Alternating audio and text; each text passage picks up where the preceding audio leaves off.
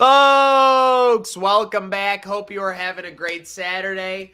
Hope you're staying in and staying safe. You're not at Home Depot. You're not at brunch with your Aunt Sally. You are hopefully home staying safe in this weather in Buffalo. But hope everyone is doing well all over as we get ready for AEW Full Gear, the fourth installment for Full Gear. Very excited. Should be some fireworks despite it not being July 4th. But welcome back.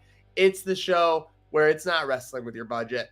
It's not wrestling with your conscience. It's wrestling with emotion. So let's get our all-star panel in here. We got Slick L.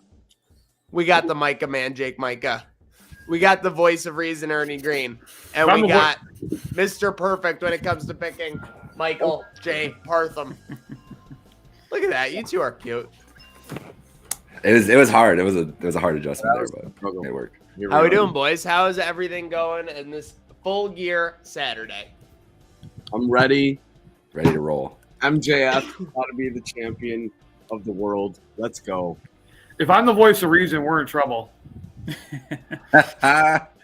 Well, I mean, there's nothing better to do on a Saturday snowed in. Might as well watch some wrestling.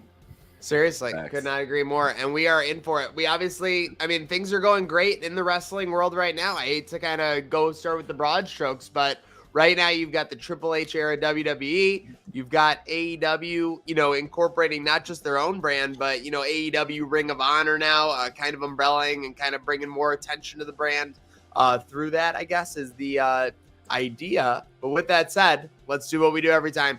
Favorite storyline in wrestling right now? Let's kick it off with Partham and go around the horn here. More broad question for everybody here. Do we have a favorite storyline that is either not Sami Zayn and the Bloodline or MJF? Because I feel like we're becoming broken records at this point.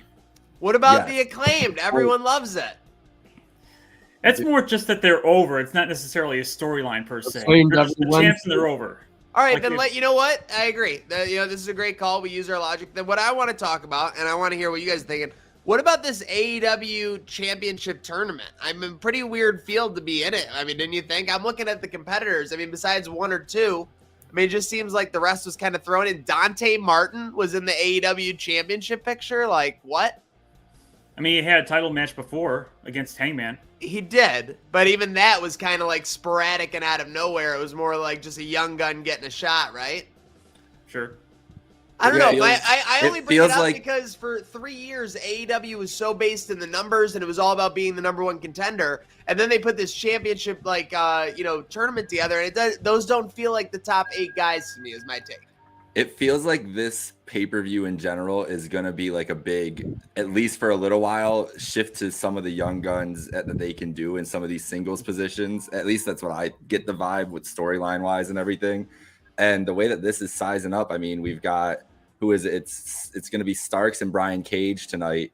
I think either of those guys fans would be happy to see in the final against Ethan Page. So it's definitely a new look for contenders that we've ever seen. And I'm with you because it's been such a jarring adjustment moving away from the rankings into how they've been kind of doing it. Like they've been doing it on the fly too. So I think it's a great opportunity for to do Ricky Starks, Ethan Page, get the homegrown talents, the young guys over, like Michael was saying. Not that they're not already over, but great. yeah, It is odd that they're doing the semifinal on the pre-show and not the final on the main show. so Starks was hurt last week. I think he wasn't cleared. He had some kind of there was no news about it, but there was some rumblings that he was injured, and that's why they did that angle with Archer attacking him backstage and delayed it. Yeah, I assumed the final was supposed to be tonight. That would have made way more sense. I mean, in a way, it's good for the following Dynamite. You get an instant main event for the post pay-per-view show, so maybe it turns out to be a blessing in disguise, but just a little odd. To me, it's just the way I think. I don't want to get into what happened in that infamous press conference and the subsequent nonsense afterwards, but I think that Tony Khan has realized that maybe he can't trust the people that he thought he can trust to carry the company, and this younger talent who are great wrestlers and are over and have good attitudes. I think he's going to put them in position to succeed because he can trust them, and they don't. You know what I'm saying? They don't have egos, no pun intended, to Ethan Page, but they're just guys that he can count on, who are young, who are hungry, who have good attitudes, who he can count on to carry the company in the long run, because I think he took a step back and said, the guys I thought I could trust to carry the company, I absolutely cannot trust them 100%. So he's making sure that he's hedging that bet with getting these young guys over. It's a very good point. I'm going to be very excited to see how they come back to it. And speaking of surprising storylines, besides Dwayne O'Mania coming in here at the 11th hour, literally, how about MJF putting over Tony Khan off camera? Let's go, dude. I mean, let's face it. You don't see that a lot from MJF. I mean, this is a guy who he goes to meet like a Make-A-Wish fan, and he's like still being an asshole. Like, but all of a sudden, in front of this big arena, he put Tony Khan over at a time. Truthfully, I mean, I'm not saying Tony Khan needed it the most, because he might have needed it most like 2 to 4 weeks ago. But I mean, that was a pretty big put over for the state of how things are in AEW, right? The bag must be crazy. Yeah, you got. I was literally about to say, Jake. Tony must have paid him pretty. Not tonight, sweetheart. Give me that head. I don't know, dude. I mean, like the bag is crazy, but like, dude, if you thought MJF actually hated Tony Khan, like, there's your proof in your pudding. Like, those two are in cahoots times 10, and that storyline, they definitely played it in, used it to their advantage. But that's just awesome to see, dude. Your homegrown superstar putting over the guy that, like you said, Maniac, needs it the most right now, going through some shit with the company. And that's the guy that everyone has a bone to pick with, not to quote Pardon My Take, but speaking of Pardon My Take, I mean, how about MJF? He seems to put over his own boss rather than our region over here. And he can only call certain pizza places, which I won't mention because we're being sponsored by a different pizza place. He can only call them solid, I guess. I thought that interview was pretty funny. Like, just like he actually asked a part of my take was, have you guys ever spent more than a day in Buffalo? Like, yeah, like all the time. We love Buffalo. Like, yeah, no. I love that they called it. They called Buffalo like a football fan's mecca, or whatever it was. I like that. I like that reporters got worked. Like it was the funniest thing. I saw like some reporters who I have respect for that were like reporting as like he was like being serious and not that he was a heel wrestler. Like every time like a stand-up comedian comes into a town, he rips on the town. Every single time a bad guy wrestler comes into town, he rips on the town. That's probably been going on since like George Hackenschmidt and Henny Youngman. It's just what they do. It's been going on. Yeah, exactly. And the fact that like in the year of our Lord 2022, actual reporters who are allegedly smart got worked is hilarious. It's amazing. I don't think they're getting worked. I think they're just reporting the loudest, most obnoxious heel that happens to be around. There are heels in both companies, but nobody just goes out of their way to just crap on a town that they're coming into like MJF does. And maybe it's a lost start. Maybe people think it's cheap heat, so they stay away from it. But MJF sort of elevates it to a little more sophisticated form. Oh, he worked Mark Gahn from the Buffalo News. I'll show you the tweets in the chat. He completely worked Mark Gahn, which is hilarious. Yeah, those guys are marks. So they're all effing marks. Oh, Ernie, share those in the chat when we get a chance. But I will. But obviously, hey, speaking about Bill Battle, great conversation here early on Wrestling with Motion. Love it. I guess the main takeaway for anyone would be like, maybe the great storyline stand out a little bit less because there's a little bit more happening all over the place in the world of wrestling now. I mean, I feel like, is anyone not 2 to 3 times happier than they were 5 to 6 months ago? Oh, I'm thriving. I think every week has good content on all the shows. So solo layout for the Thrive right there. Thriving. I would say the only thing I'm really unhappy with right now, just overall wrestling. I don't even know if I'm unhappy. I'm just confused as to the and as off AEW topic, the direction of Bray Wyatt and LA Knight. I'm not really too sure why LA Knight was the guy that they decided to. Well, because they needed to feed somebody to Bray, and I got. They need to get LA Knight back up to speed now that he's back to his old and remember, and he's a good promo for Bray to trade off of. That was a good promo last night for sure. It's tough to say with the Vince politics, but don't forget like who was one of the original like pieces fed to the Fiend. Like Finn Balor was basically just like a piece of meat. But clearly the company values him. So I think what's gonna happen with that is the important thing what's gonna happen with that is when Bray Wyatt wins the match and what happens afterwards. He needs to beat somebody for the hijinks after the match with Uncle Howdy to take place, in my opinion. So they just had to put somebody in the ring with them. And LA Knight's kind of like a guy. Even seeing what Bray Wyatt looks like in a match at this, Yeah. like what his presentation is going to be like in a match is one of the most interesting things. So I think LA Knight's like the perfect guy to bounce off of it because he can kind of make it work no matter what, promo wise at Do we least. still think this is like a Mick Foley type thing where he plays every different personality of the family, or is this he's legitimately bringing in an actual like faction? Because that just point has just been a little bit confusing as well.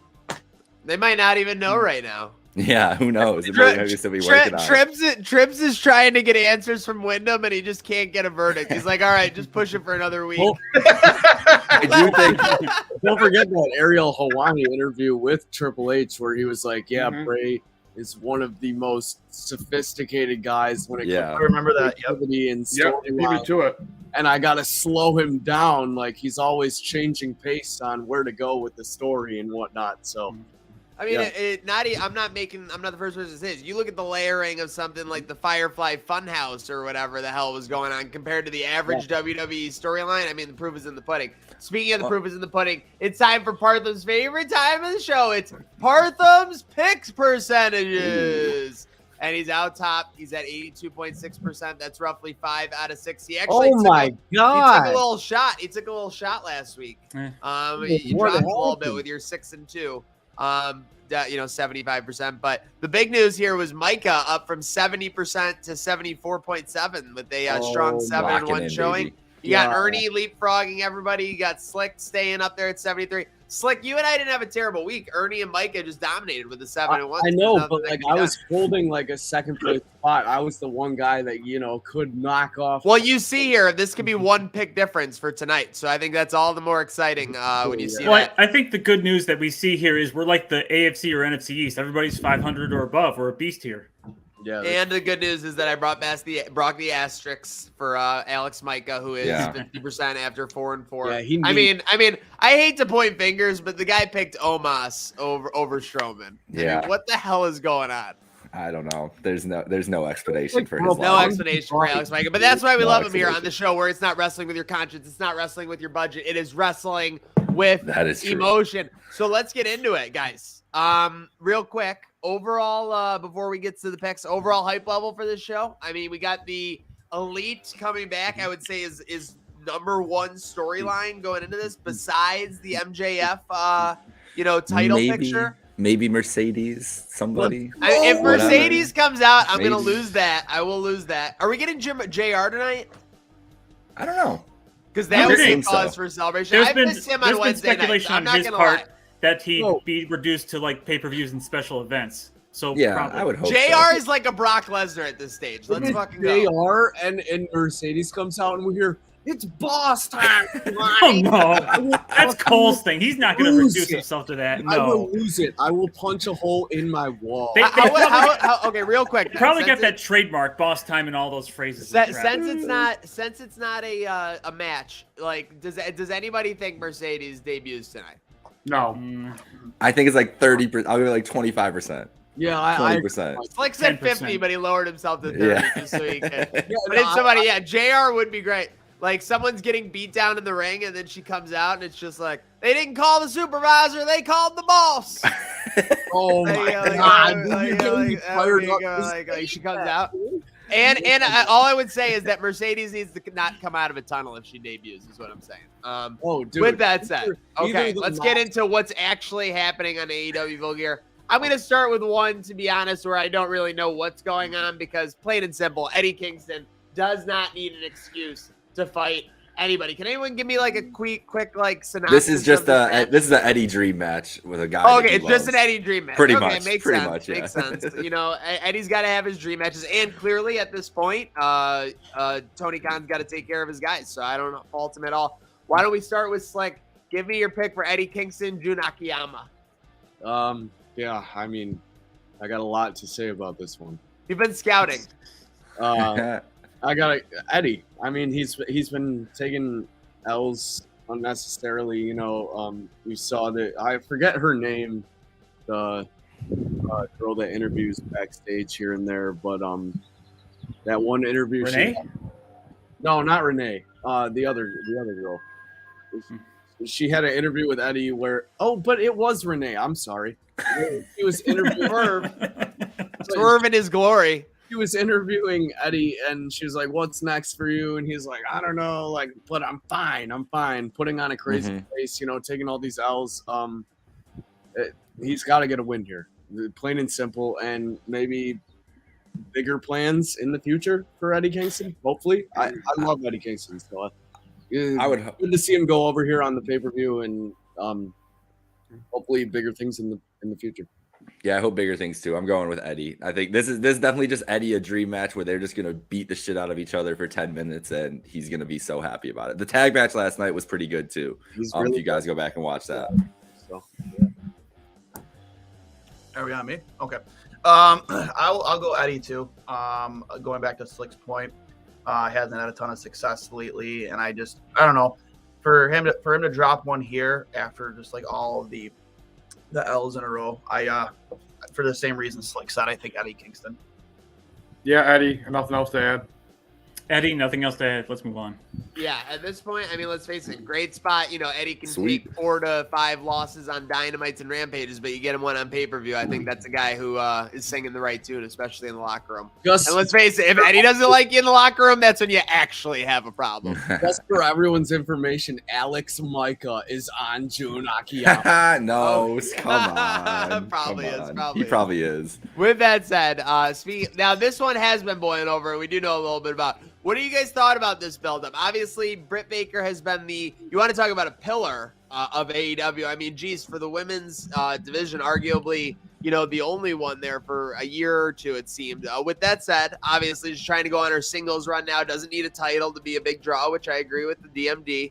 But you got Saraya, one who has kind of been, people have argued back and forth. Is she a draw? Is she not? Is she going to be able to be like half as good as everyone thinks she is? So this will be very interesting because this is our first time we're really seeing Saraya in action, right?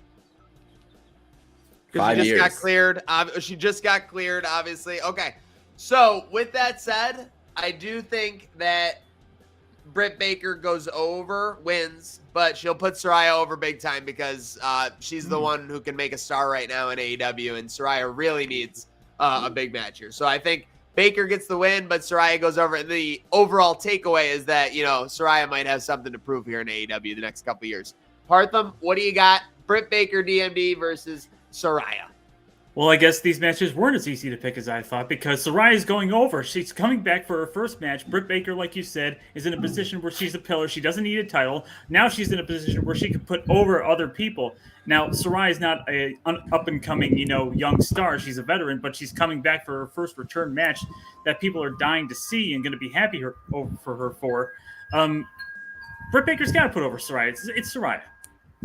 Soraya's ego is bigger than the 66 inches of snow in Orchard Park right now. 77. It's already up there. Jesus, for Christ's sake.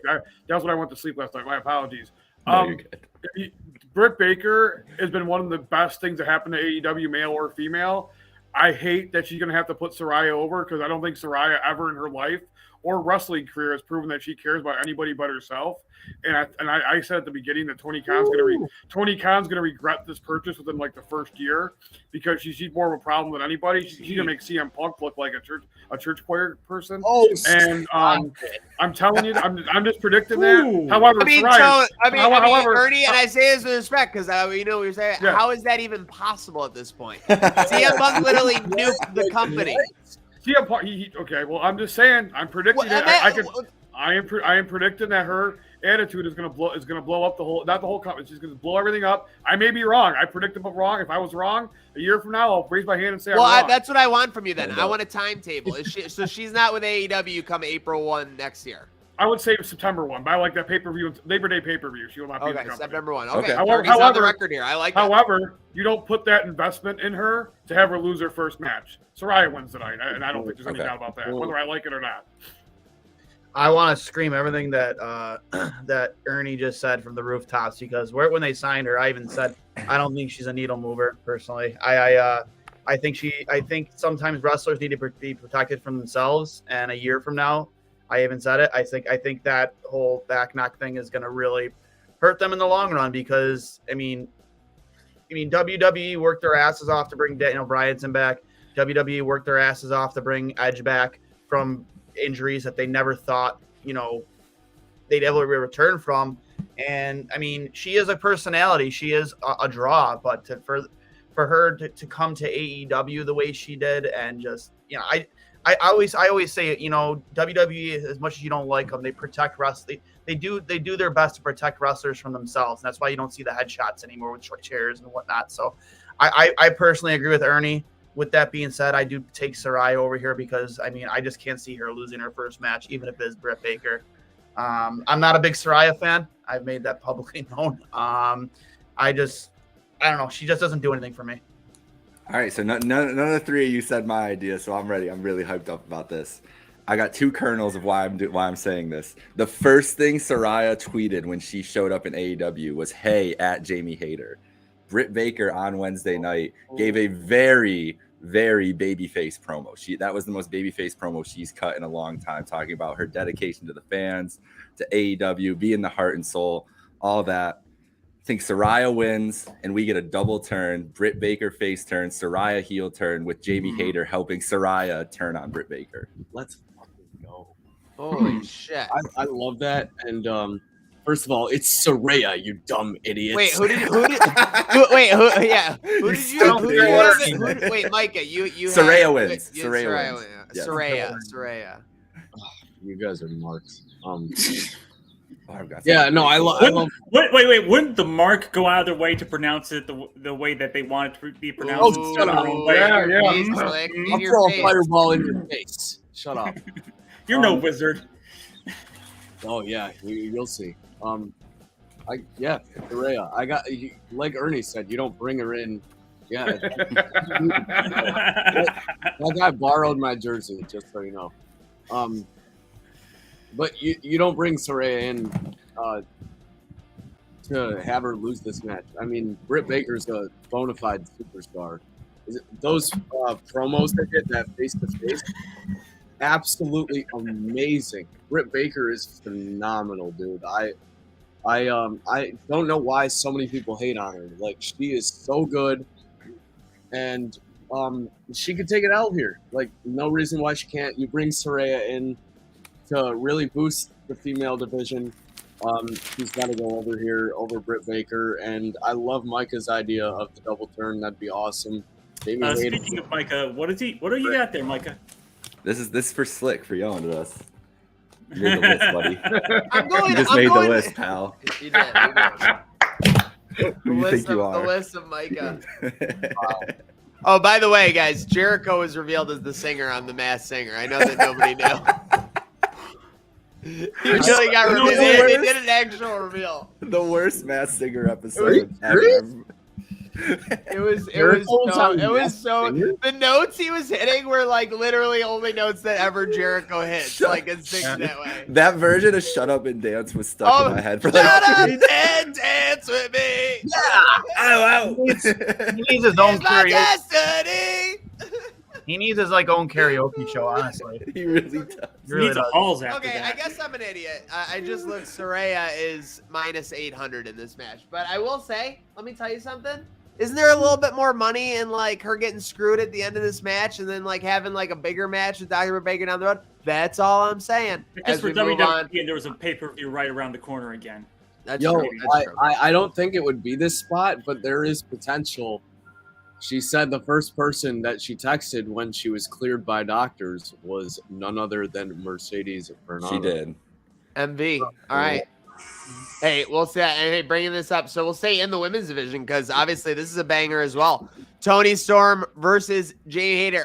First, real quick, anyone with any powerful thoughts on Tony Storm as the interim women's world champion while we wait for Thunder Rosa? She's just in a bad spot with the interim right now. Let's Like stop it's waiting. such a tough spot to be in. And I mean, Moxley made it look easy because he was just on a tear. But I feel like it's just such a hard spot with Thunder Rosa just doing interviews every couple of weeks, being like, well, "I'm still champ over here, though." Like they need to have that match sooner than later if they can, obviously. Yeah, I think it's a bad spot only because it's Tony's first championship in AEW. Mox had already won the AEW World Championship when he became an true. interim championship, so he's already legitimized that way. But I mean, I don't know anybody else that you could have put the belt on unless you wanted to put it back on Britt Baker again. Yeah, I don't. Let's just start going around here. Ernie, we're hearing a lot of chimes over there, just so you know. Those are beautiful wind chimes, by the way. They are beautiful. Really, I can't. Really? Okay. I've tuned them out, I guess. But go ahead. I apologize. They went away. I don't see Jamie Hayter winning this match. She's a future champion, no doubt, but I don't see it, especially for an interim championship, which we already just said went over the problems with Toni Storm winning her first title as an interim title, and eventually she'll get the full title when she gets her match with Thunder Rosa. But to Micah's point about the Hayter turn on Britt Baker coming. Whoever's the heel or the face, I think it's got to be a little more gradual. It's been gradual so far, but it needs to be heated up a little bit. And I think somewhere in this match, whether it's during the match or after the match, you're going to start to see those cracks in the foundation of Hayter and Baker's relationship. Either Britt Baker gets jealous, she tries to help Jamie Hayter win the match and then screws up somehow, or gives some faint praise after the match for Jamie Hayter doing it. Hey, you tried so hard, great for you. And I think this match is really designed to make Jamie Hayter a legitimate contender and start to dissolve her and Britt Baker's relationship, regardless of who's going to be the baby face or the heel afterwards. Yeah, we talked about how Toni Storm has been hamstrung by this interim title because it's her first title. So giving it to Hayter at this point, who should be a future champion, but she should be an actual champion, not interim. So giving it to Hayter right now would kind of exasperate the problem they already have. So I would just say keep the belt on Toni Storm now, just to not compound the problem they had with Toni Storm to begin with. So I'm going to go with Toni Storm. Toni Storm, for sure. I just don't see the point of having somebody become the interim champion just from the lose it right away. And like we said, she's been kind of running her mouth. Thunder Rosa has been running her mouth backstage. So I think that's a build, obviously, an obvious build for me to a match, eventually between the two. So I have Toni Storm here. I also have Toni Storm. I just think, like I said earlier, I think just get us to the Thunder Rosa Toni Storm match. Let her keep going, or at least get us to the point where you have to make a decision on Thunder Rosa and make her undisputed. But yeah, just like Ernie said too, I think just having her lose it now would just make a messy situation messier. So just keep it on Toni. But I do think, to Partham's point too, this is going to be regardless of what it ends up with Saraya, Britt, Hayter. I do think there's going to be development towards some kind of evolution with those three. That's a move out of here. But I just don't see Hayter winning this, involved in that story. Yeah, Jake, I definitely 100% agree. Like, this is a good opportunity to develop Toni Storm even more as a champion and give, obviously some more legitimacy going into that inevitable Thunder Rosa match. And this match should be a banger too. I'm really excited to watch these two, the work they're gonna put on. Go ahead, Slick. Yeah, this will be a great match. I think Toni Storm retains the purpose of this is to ultimately dissolve the Britt Baker Jamie Hayter relationship and the storyline from that, especially if Britt takes a L in her match tonight. So I'm going to Toni Storm. I mean, such a methodical take from Slick, and that's the Slick turned into Peter Jennings. Really. Seriously, that's the kind of logic he can give you when he's talking about the AEW women's division. And let's go to a match. By the way, I got Storm as well, so it's a clean sweep for the second out of three matches. Let's go to one that I think we're all going to have some powerful thoughts on. 10-man tag team match. Best Friends versus The Factory. Anyone not have Best Friends here? I mean, QT Marshall is basically existing to lose on pay-per-views for AEW. Best friends all day. Very dangerous, very mysterious Rocky Romero is how he's being billed for this.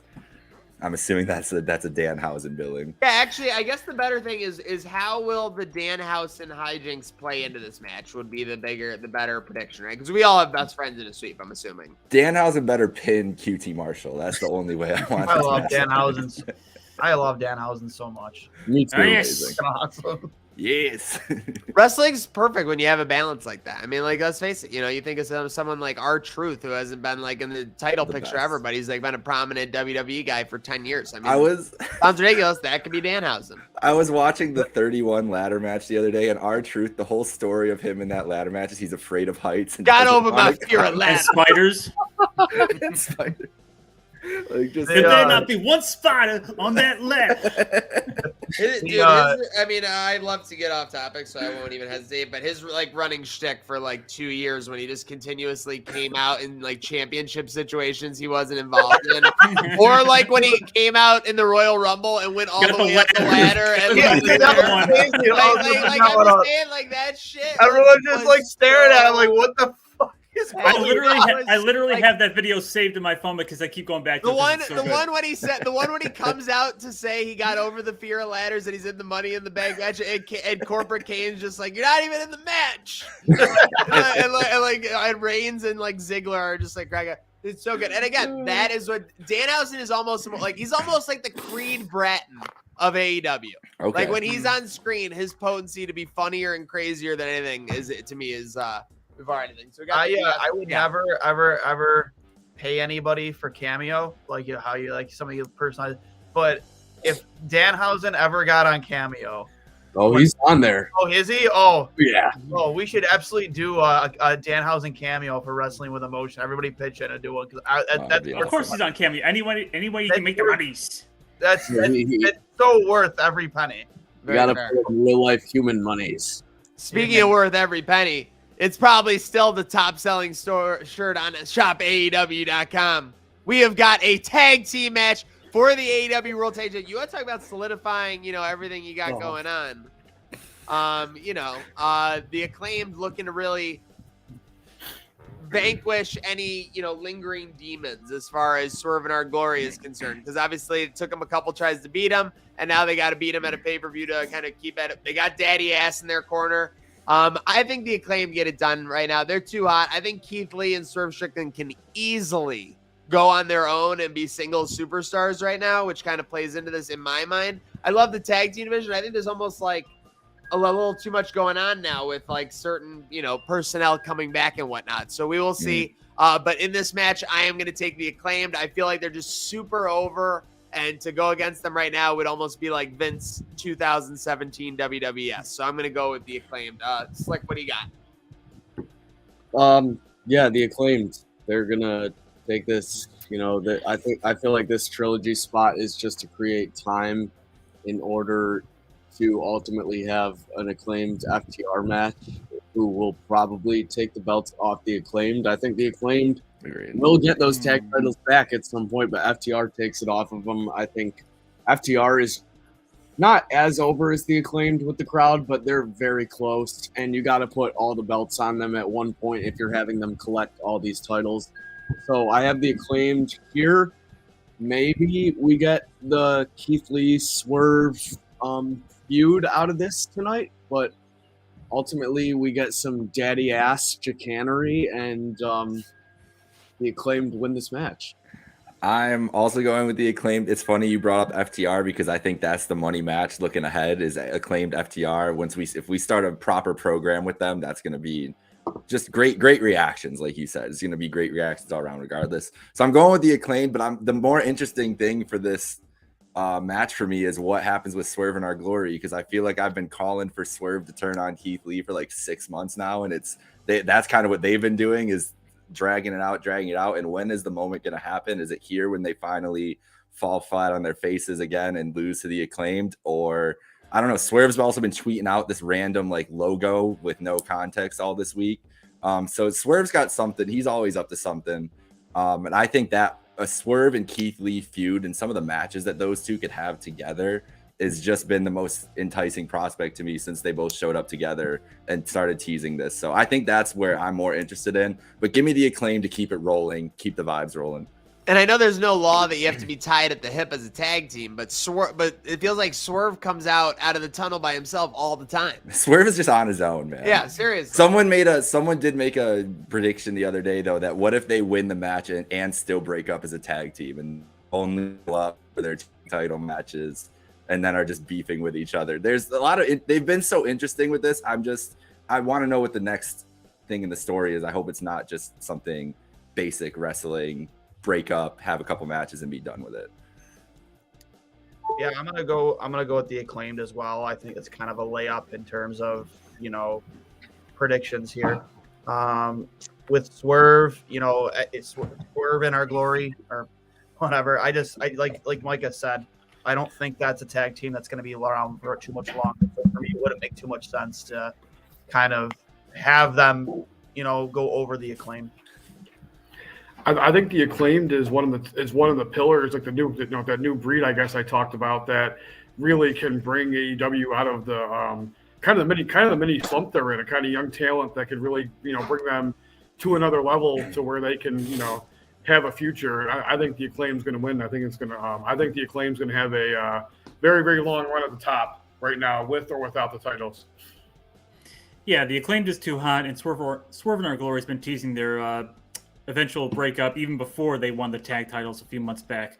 And this is only going to serve to expedite that. And we're going to get our Keith Lee versus Swerve match, however many matches it's going to be, whether it's Winter is Coming or it leads all the way to Revolution maybe. But yeah, Acclaimed is going to win.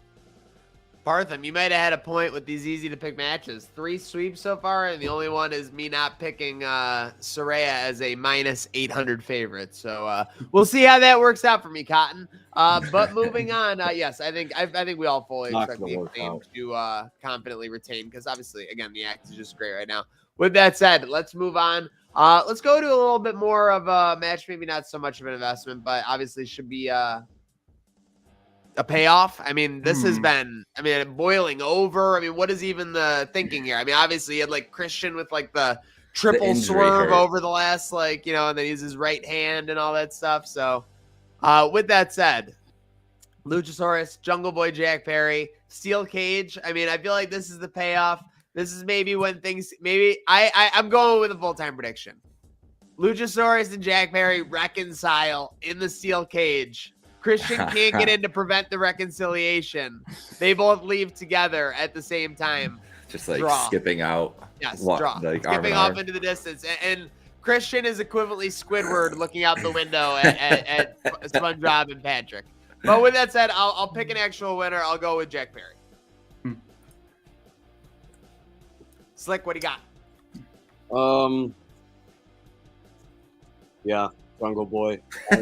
Yeah, I don't think like this feud has gone on a long time. I think Jungle Boy has to get a win here to kind of like put an end to things, and it'll be interesting to see where they go with Luchasaurus and Christian if they continue to do just that after this. But I think Jungle Boy is over here on the pay-per-view. If you combine the trios championships in this match, they've gone on as long as all the other feuds on the card combined. For sure. Yeah. Jungle Boy's turned into a Jungle Man tonight, getting that done. Love that. I mean, that's just perfect. I have nothing to add to that perfection by Micah. So I'm also picking Jungle Boy. Yeah, the real payoff to this feud is when Christian Cage finally heals up and Jungle Boy can get his revenge on him. They basically had a squash match because Christian couldn't work a full match, so they had Luchasaurus come out and destroy Jungle Boy before the match.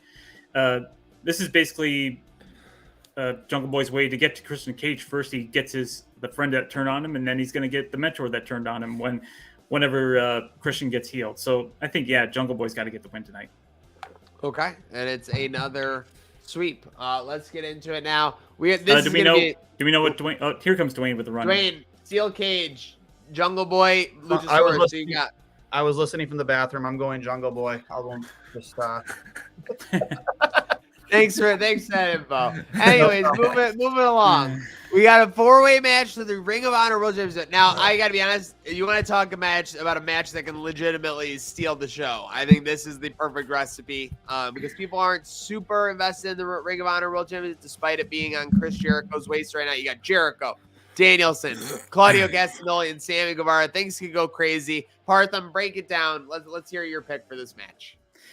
I mean, essentially, they want to have Chris Jericho, Jericho of Honor, go into whatever Ring of Honor show is coming up as the world champion. And we're only like less than a month and a half out from 2023, which Tony Khan says is when, maybe not necessarily early 2023, but that year is going to be when they hopefully get a Ring of Honor show in some form or fashion. And I think they want Jericho to be the face of it going forward, at least as far as being the champion of Ring of Honor and who's going to be able to take it off of him and finally restore actual honor to Ring of Honor.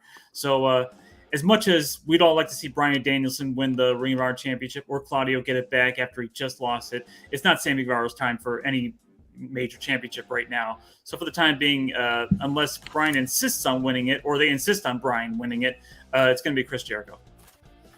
Yeah, I until they figure out the TV situation, like Jericho's not going to lose the belt until it's on an AEW specific show.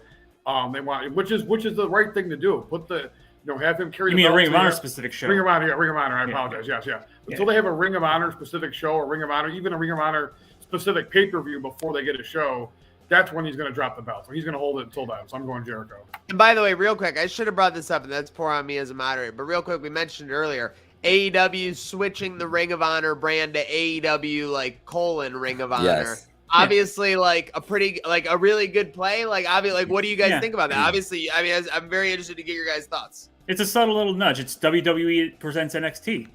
It's Okay. yeah. Yeah. And WWE SmackDown, WWE Raw. I think that's the way I'm thinking of it. Is just like another brand. I think it gets more eyes on Ring of Honor too, right? Mhm. Not that Chris Jericho doesn't do that for them, but I think feel like that's the consensus, but I just didn't want to assume. So No, Yeah, I think just Go ahead, Micah. I just think making the distinction for people that are more casual fans that are aware of AEW and being like, oh, this is directly associated with them. That's just going to be helpful no matter what. Yeah, I think more people will watch it because it's AEW Ring of Honor than more people will get turned off because it's AEW Ring of Honor. So it's a net gain. good point. Yeah, I agree. All right, let's go on with the pick. Sorry, where we Dwayne, at? I think you're up. Dwayne, I think Oh, you- I'm up. Okay. If it wasn't for Moxley and MJF, this would be the match I'd be tuning in to see.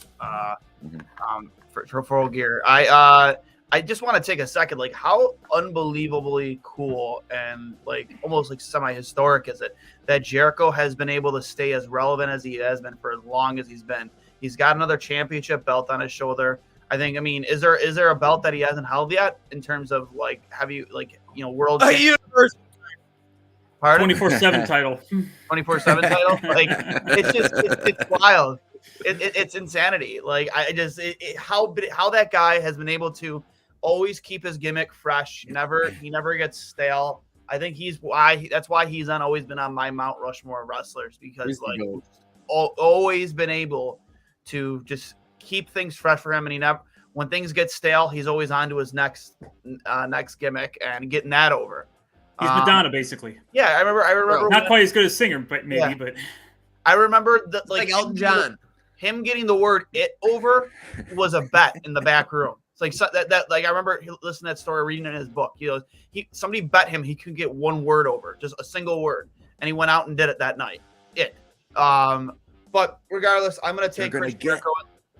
I'm gonna take Chris Jericho in this. I love all the different personalities in this match, from Sammy and obviously Bryan Danielson and whatnot. But I think for the exact same reasons you guys said, I don't see them taking the belt off of Chris Jericho, especially this quickly, until they get that whole thing figured out with AEW and how they're going to brand everything. Yeah, I'm with you guys. I got Jericho. I don't think even if Danielson is the ultimate idea, you don't do that in a 4-way match. You do that at Final Battle and market it as your main event and get people to buy the pay-per-view one-on-one to see that match. Yeah, one-on-one. I think Danny Garcia is the guy they're priming up to take it from Jericho with the whole storyline they've been doing there, and that's why it's extending longer, because it's the perfect. I've been saying Jericho's teaching him to be Judas too well. It's going to happen eventually, and that feels like you just launched Danny into superstar if he's the one that takes him out. So yeah, Jericho's holding on to it for a while. But this match, I'm with you, Dwayne. I'm so excited to see the work in this match too. It's going to be probably a train wreck, no pun intended, in the best way possible. The amount of talent that is in this match, the amount of history, and it's gonna be insane. And just how the teams are going to work a 4-way match against, the Sammy Jericho interactions when they have to actually fight each other, going to be so there's so many little interesting scenes that are going to be great. Slick. what about when it's only Claudio and Brian in the ring, and they've dispatched Sammy and Chris Jericho for the time being, and they look at each other, it's like, well, come on, we'd like to fight, let's fight. Yep, just start swinging. It's going to be great. Very Slick, much. what you got? I think Jericho finds a way. He's been dismantling every Ring of Honor champion there is. So I think it turns What? out here with Sammy's assistance, maybe? I don't know really how this Could be, one's yeah. playing out. I'm excited to watch it, but I think Jericho retains. And to Dwayne's point, I think Jericho has solidified himself as the GOAT, in my opinion. Yeah. One more thing. Bets on what piece of furniture or structure that Sammy's going to dive off of, because in a multi-man match he's going to want to do something crazy. I think a tunnel. I think they're gonna be fighting out in the back. He'll jump off the tunnel onto a group. Fire. Yeah. I'm down. Literal fire. He's going to jump into fire. Literal fire. Yeah, Nobody, we all Twenty had tables. Jericho. Let's go. It'll be Will Ferrell from Old School. We all had Jericho, and it all made sense, right? I guess would be the take there. Yep. Yeah. Okay, but speaking of making sense, this has to be the hottest feud right now going into this pay-per-view. Oh, it is. I know it when we're lining up here already. Yep. What ass? Is there any chance that Slick L's girl gets beat tonight? She gets beat down by Mercedes Moné. That's what's gonna happen. Ooh, post That's what's gonna Mercedes happen. beat down. Okay. She wins well, the match quick, and then What am I the gonna Snoop do? Dogg music if that's hits. the feud. What am I gonna do? You're gonna cheer for Mercedes. That's what you're gonna do. But That's the right move. No, it's if there's one person who is there to end on the street, you're is right. the You're right. utmost You're qualified. right. But like I still mark out for Jade, like no matter what. But Oh, it'd be the greatest women's feud in AEW history, automatically. Bro, Agreed, right away. that's the money match. If you have her debut, this is the one. Oh yeah. How the hell do you even have a Mercedes versus Jade Cargill championship match now? Is she gonna be the Charlotte Flair to Jade Cargill's Asuka? Yes, please. I don't like that, but all right. Well, we'll get over for the that. record, Mercedes notwithstanding, I think the ultimate and with Chris Statlander still out injured, I think Jamie Hayter is ultimately the one that should take it off of Jade Cargill's. I like that. Wow, very very interesting point there for Bartham. With that said, real quick, nobody has Rose. Does anybody have it going over 5.5 minutes? No. No. Yeah. Okay. For Jade Cargill. a typical, Maybe, steal the yeah. belt and, taunt the actual champion with it. Slick goes, I hope so. I think Nyla Rose has done what she could with, this kind of, typical traditional wrestling angle. You take the belt and you just taunt the actual champion with it. Nyla Rose is pretty charismatic, whether it's on screen or off screen on Twitter. But Super charismatic. When she did that one song when it was just like J J J, it was so funny, dude. Oh my gosh. I and that was like live on AEW. I don't know if it was like pre-recorded in the back or whatever, but that was hysterical. But shout out to Nyla. She's carried the feud, but Jade Cargill gets the win, I think, from all of us. So we'll move on in the sake of time. And speaking of which, we're kind of getting down to the big ones. So let's get down to one that's very near and dear to all our hearts. It's Jeff Jarrett and Jay Lethal versus Sting and Darby Allin. Obviously, I'm going to do my best to be unbiased. right. But with that said, Oh man. I am going to pick Jeff Jarrett and Jay Lethal to get the win over Sting and Darby Allin. Slick, what do you got? Jeez. I don't know. This one's tough. I'm gonna blindly pick here. I'm gonna go Sting and Darby. I think they said it on the Ring of Wrestling show the other day. Sting is 99 overall in AEW right now. I think he's gonna eat the guitar shot and beat his chest and beat the shit out of Jeff Jarrett. Oh yeah, and Darby. dude. I do have one point that I think I sent a video to our chat of the TNA match they had where Mhm. Jeff Jarrett did take a guitar to Sting's head and he like did the pump up. Like if that happens again, the crowd is gonna pop majorly. Can't wait to see it. Is there any doubt that this match isn't right before the main event either? Like this is definitely the match coming on right before Moxley MJF. Cool down? That's my Perfect cool down match for sure. Yeah. Yeah, you know Dwayne? Sting is going to be pulling some bullshit, so perfect. Yeah, I'm gonna go Sting and Darby Allin here. I think that's kind of for me, just a little layup. Especially with the history there that Slick talked about between Jeff Jarrett and Sting. I can't wait for them two to be in the ring alone together because I think it's definitely gonna be some fireworks there and maybe some a look back down memory lane. In the history of my professional wrestling watching, which is longer than you guys, 'cause I'm an old man, not once in my life have I said I really, really want to see Jeff Jarrett come back and hit someone with a guitar. Never drew a dime, huh? Never, yeah, like Mike Graham said, broken million guitars never drew a dime. Mm-hmm. I think Sting and Darby Allin are going to win this match. I think exactly what's going to happen. He's going to no-sell the chair, Stinger Splash, Scorpion Deathlock. I mean, no-sell the guitar. I apologize. Stinger Splash, Scorpion Death Drop, or Scorpion Deathlock. We go home happy. Yeah. I expect Sting and Darby to win. I expect Darby to pin Jeff Jarrett. As much as classic as it would be for Sting and Jeff Jarrett to end the match, I think Darby's going to be the one to get put over. And I think Jeff Jarrett will take the pin because they want to keep Jay Lethal to be somewhat of a threat. How No, much Jeff has to go. odds that we thought we'd see Jeff Jarrett and Sting in the same ring in 2022? I mean, imagine betting that like 5 years ago. Yeah, unbelievable wager. All right, money. speaking of an unbelievable wager, this has been an unbelievable storytelling. You have Brian Cage, one of the OGs, a guy who ate a hot dog elbow from our guy Megabyte Ronnie at one point on AEW. So Wow. that's exciting. In the AEW World Championship Eliminator Tournament against Ricky Starks, a guy who's kind of been like almost like the upcoming underdog of like AEW, like, like below the, main level there, I guess you would say. But with that said, Brian Cage, Ricky Starks, Partham, what do you got? Ricky Starks is the star on a session on the rise. I mean, people have compared him to The Rock, and maybe that's a fair comparison or not. But, I mean, Ricky Starks is over with The hair crowd. does look very similar from the beginning of their careers. But whatever the case, I mean, Brian Cage, I mean, he's good for a match here or there, but no one's paying money to see Brian Cage win a title tournament, or a title opportunity. Sorry, but Ricky Starks has got to go over here, and it would be tougher to pick Ricky Starks versus Ethan Page, but that depends on who's going to be the Ultimate Champion. Yeah, I mean, Brian Cage was cool in Lucha Underground like 10 years ago, and that's kind of like he's made a descent in irrelevancy since then, in my opinion. Ricky Starks is making. You're watching this. Ricky Starks is making Ricky Starks is one of the young pillars. I think that if they book him right, can be a guy they can count on for the next 10 years. So I'm gonna go Ricky Starks here. Yeah, I think Brian Cage is in this situation strictly to put Ricky Starks over. To Ernie's point, he's a guy that's an up and comer, and he's going to be integral for AEW for years to come. This is just. I mean, it's kind of surreal. This guy right now is basically. Oh my god!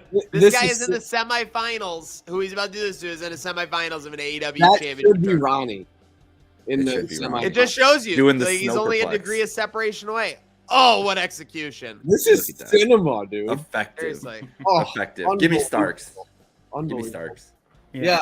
It's like If you don't have anything else, Michael, I think Nope. Starks wins this match. Not only he goes on to win the whole tournament, and provided my main event pick wins tonight, I'm not going to say the name just yet, but can you imagine the promo battle between Ricky Starks and MJF?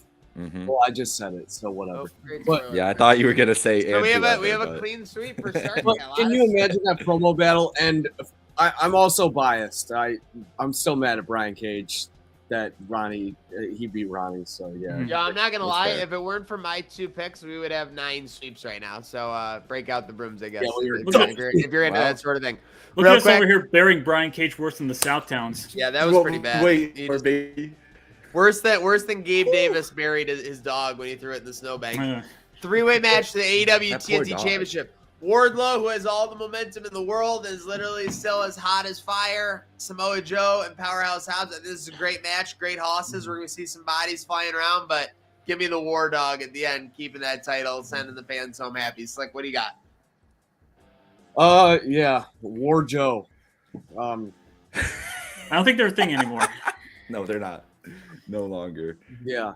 I think Wardlow takes this. And we potentially get a longer feud with him and Powerhouse Hobbs. I think that's the money match.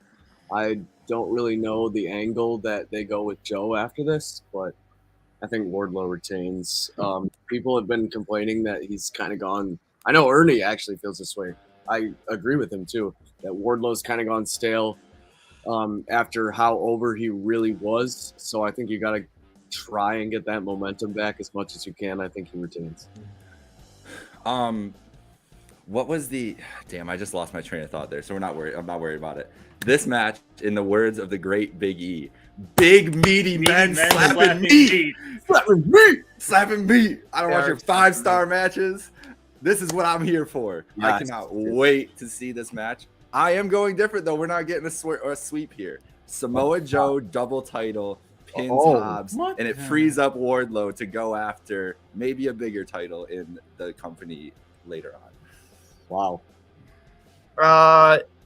I had Wardlow losing the belt, but not in that way. But that way is interesting, Micah. I like that. I'm gonna say Powerhouse Hobbs. I think he takes the belt off Wardlow, but yeah, then it frees up Wardlow for to go after a different title. Hopefully, the AEW title, which would. You're going with Hobbs. Yes, I'm going Hobbs. Yes. Okay.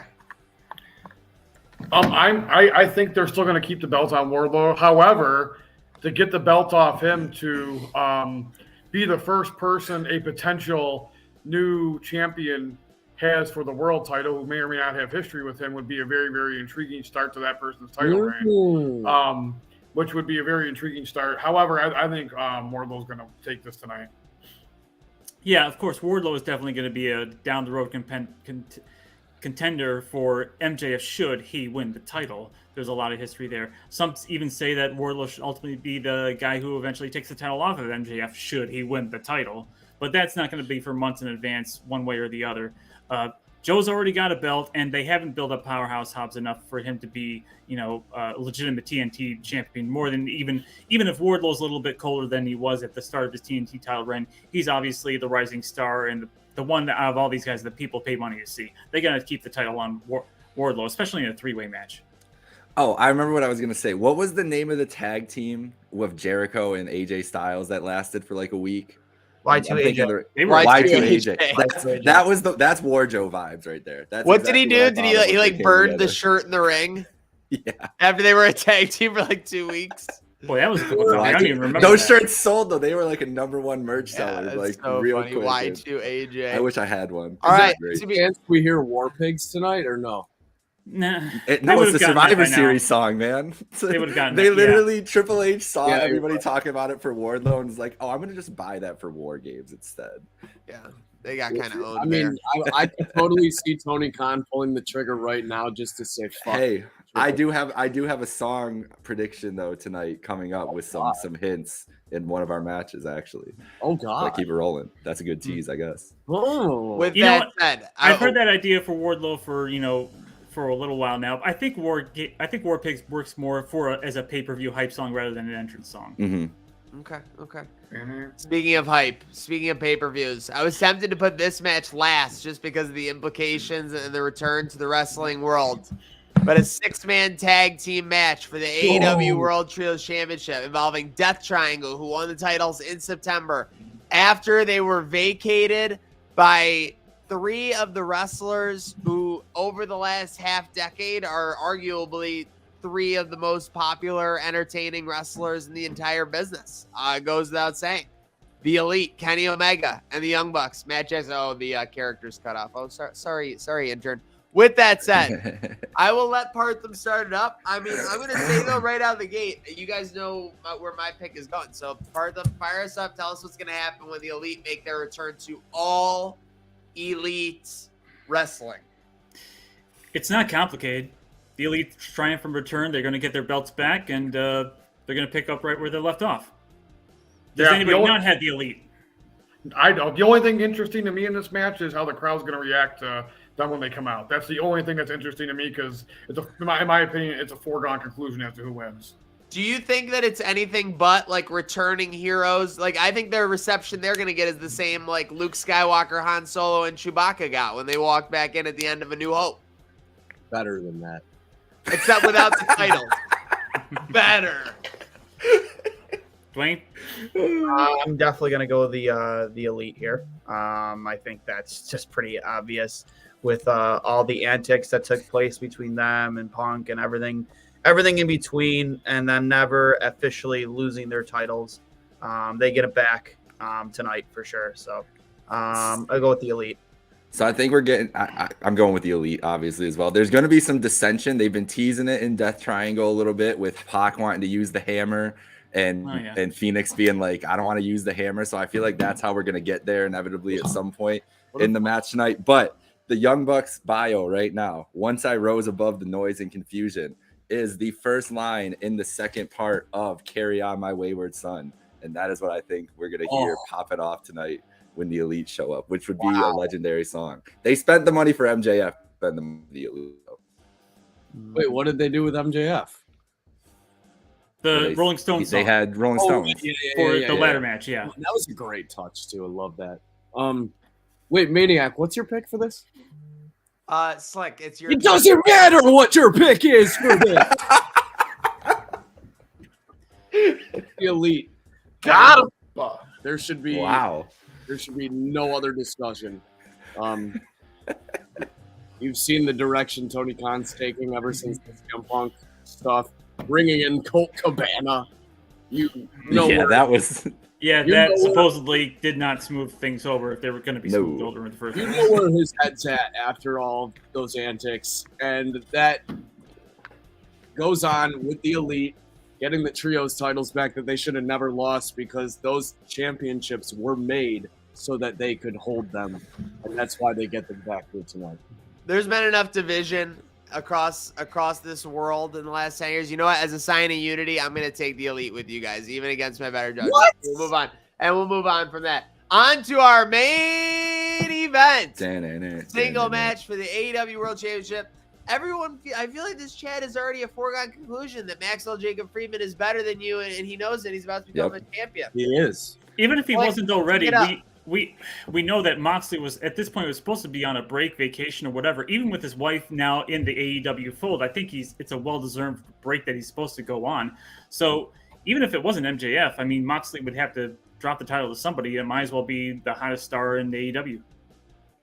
Yeah. By the way, Tony Khan just tweeted out that this is going to be their first $1 million gate ever, which is a pretty huge accomplishment. Wait, didn't they have $1 million gate for full gear? For full gear. Oh yeah, live there tonight. It's the first time they've ever topped $1 million in tickets. That's what he just said. I mean, whatever. Mm-hmm. That's what he just tweeted. So I'm not sure if it's true or not, but he said it. So it was on the internet. It must be true, to quote Shawn Michaels. So anyhow, the only thing that stinks about this is that we all kind of, anybody who knows wrestling and how Moxley's kind of been a team player and taking the belt and not went on vacation through all this mess, which I think everybody appreciates, is that we all kind of know that he's going to start his vacation tonight. So we all know who's going to win the match. I think it would have been a lot cooler if we didn't know that, but MJF was going to win either way, in my opinion. So good for him. It's going to be big, and good for Moxley for being a team player in the company. So this is win. To me, this is win-win. I think it's going to be a banger of a match also. Yeah, it's long overdue for MJF. He's been the hottest star in the company for I don't know how long now, at least over a year, and at least in my opinion. And all the antics of what happened backstage and how it affected him and the run and the push they were trying to give him, he was kind of overshadowed there for a little bit with everything that happened. So MJF for sure. And I think the crowd pop is going to be insane. And again, if it wasn't for this match, this is the match I'm tuning in for, but this card is just full of absolute bangers. Yeah, I think this is the Max's crowning achievement. I think that this is what we've been building to, like you said, for the better part of a year, honestly. The part that's more interesting to me is how we get there tonight. Yes. Is Max a face? Is he a heel? He said he's not using the Dynamite Diamond ring. I think he's slipping on a pair of brass knuckles a la Regal there and going to use it there. I'm wondering what William Regal's role in all this has been. The firm has been attacking both people. Is Regal behind the firm? Is Regal with MJF? Is he just like operating on his own? What is going on there? I think there's a swerve coming. Regal's been catching feelings from MJF for a minute now. Sure. Regal and I could see it being like some big there. The thing that MJF has been telling us is like, don't believe that the devil, like whatever the actual quote turns out to be, there's gonna be something, and I don't trust Regal. I really just Regal don't the trust devil him throughout this whole time. I think so. So that's what I'm looking at. But I think it's MJF with brass knuckles knocks out Jon Moxley and takes the AEW title, and the reign of terror starts. I like everyone's point about John Moxley's vacation. I think, however, that was kind of up in the air when Renee came into the company. She was like, all right, fuck it. If we can't go on vacation, I'll just come work. But I think he does go on that vacation, and this is how it plays out to have him out for an extended period of time. Boys, the greatest trick the devil ever pulled was making you believe he There you didn't go. exist. So, MJF wins the title. He's been teasing all these face segments. You know, he's been face in these segments, over with the crowd, obviously, no matter what he does. He's been teasing the face. I think he wins the title, gets a huge crowd pop, and then John Moxley gets up and goes to shake MJF's hand as a generational talent to acknowledge, no pun intended, to acknowledge him. And Ah, MJF is about to shake John Moxley's hand, maybe even does. But then after that, out comes the ring, or he hits Mox in the head with the belt and reminds you all why he's the most hated man in professional wrestling, the devil, and pulls some devil antics and injures Mox bad enough that Mox will be out an extended period of time to take his vacation and make it believable why he's out of the company for a while. Maybe MJF even like hurts Regal bad. I mean, that'd be fun. Yeah. You wouldn't want to see that. here, Just to say, like, yeah, you. What were you saying? Like that I couldn't really be the bad guy. Like I'll fucking end your life. So there's one thing that I wanted to also predict, or not even predict, but my hope is you mentioned the Acknowledge Me. We got the Shield 10-year anniversary was yesterday.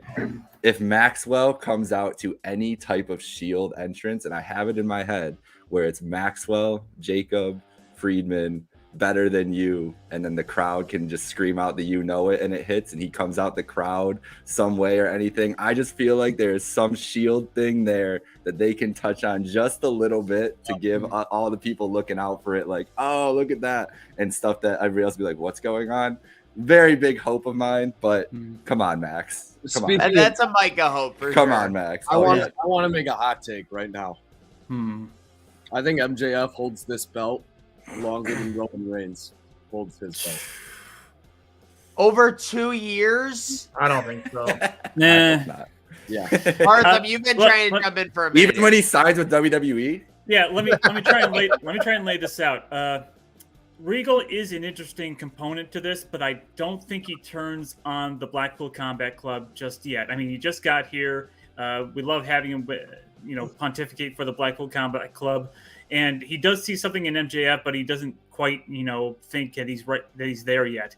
I think with Stokely Hathaway and the firm still there, and this whole thing started with MJF literally being handed a chip, and all of a sudden he wants to win it the fair way, like he was visited by the three ghosts of Christmas past, present, and future all of a sudden. And he's not doing face promos so much as he's doing tweener promos. Like he's not going to the cheap heel heat. He's just saying, I'm going to win. I respect you, but I'm still going to win because I've been screwed all this and that way. And I think the trick that he's playing is that he wants to win it the fair way, but deep down he doesn't really care. Because he didn't win the chip in the ladder match the fair way, so why would he care about winning the title in this match the fair way? And Stokely's going to be in his back pocket, and Stokely's going to come out, and it's going to be like The Rock and Shane and Vince at Survivor Series 98, where it's like, oh yeah, I took all those moves from the firm, I took all that being from the firm just to convince you people that they were against me, that I was against them, and it was all part of the grand scheme of things, the grand plan or master plan or whatever. So ultimately, I think the trick that he's playing is that him and the firm are at odds, and he's ultimately going to use the firm once again to not only get the title, but I guess to Slick's point, to write Moxley off of TV by all the firm giving Moxley a beatdown after the match. I agree. Besides the hostilities there has been no other, anything happening on that front. So very interesting. Folks, speaking of very interesting, we are just about 8 hours away from AEW Full Gear 2022. Our panel's picks are in. What are your picks? What are you anticipating most? Comment along, on our YouTube, Twitter. We are rolling along because it is not the show where you wrestle with your budget. It's not the show where you wrestle with your conscience. It is wrestling with emotion. This or me, Ernie Green.